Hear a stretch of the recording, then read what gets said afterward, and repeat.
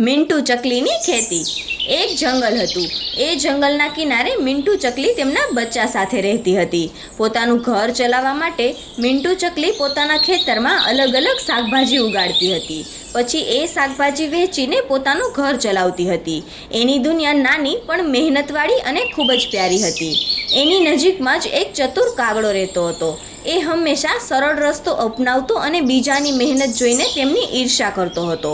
કાગડાએ ચકલીને જોઈ કે એ કેવી રીતે મહેનત કરે છે અને એની નજર બસ એને હેરાન કરવા પાછળ રહી ગઈ। કાગડો મિન્ટુ ચકલી પાસે ગયો અને કહે, મિન્ટુ બહેન, તારું ખેતર તો ઘઉં અને શાકભાજીથી ભરેલું છે, તો એમાંથી થોડુંક મને આપી દે ને, નહીતર હું ભૂખ્યો મરી જઈશ। મિન્ટુ ચકલી બોલી, ઠીક છે કાગડાભાઈ, લઈ લો થોડુંક, પણ યાદ રાખજો, થોડીક મહેનત કરતા શીખજો। જો તમે ચાહો તો કાલથી મારી સાથે કામ કરવા માટે ખેતરમાં આવી શકો છો। કાગડાએ તો અનાજ અને શાકભાજી તો લઈ લીધું, પણ મહેનત કરવાની બદલે તેમને તો મનમાં ને મનમાં એક સાજિશ કરવાનો વિચાર આવ્યો। કાગડાએ જંગલમાં બીજા બધા પક્ષીઓમાં અફવા ફેલાવવાનું શરૂ કર્યું।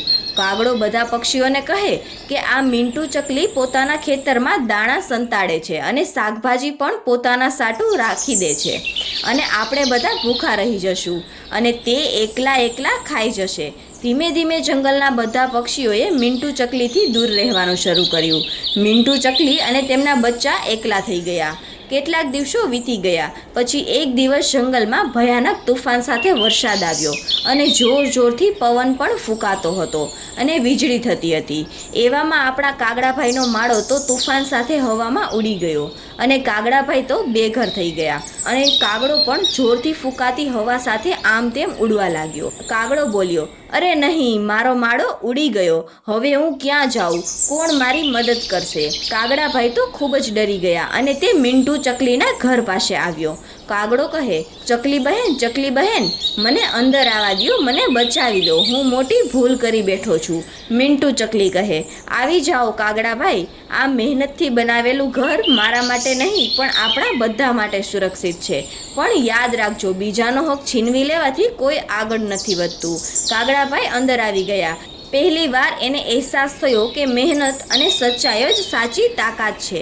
કાગડો બોલ્યો, ચકલી બહેન, મેં તમારી સાથે ધોકો કર્યો છે, મેં ખોટી જંગલમાં બધા પક્ષીઓમાં અફવા ફેલાવી તો પણ તમે મારી જાન બચાવી। હવેથી હું પણ મહેનત કરીશ અને તારી સાથે ખેતરમાં કામ કરીશ। તુફાન શાંત થયો।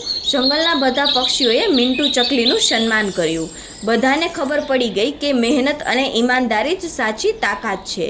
તો બાળ મિત્રો, આ વાર્તા પરથી શીખવા મળે છે કે બીજાની મહેનતને બગાડીને પોતાનું ક્યારેય પણ ભલું નથી થતું અને ઈર્ષ્યા કરવાથી માણસ ક્યારેય આગળ નથી આવતો। મહેનત એકમાત્ર સફળતા મેળવવાનો સાચો રસ્તો છે।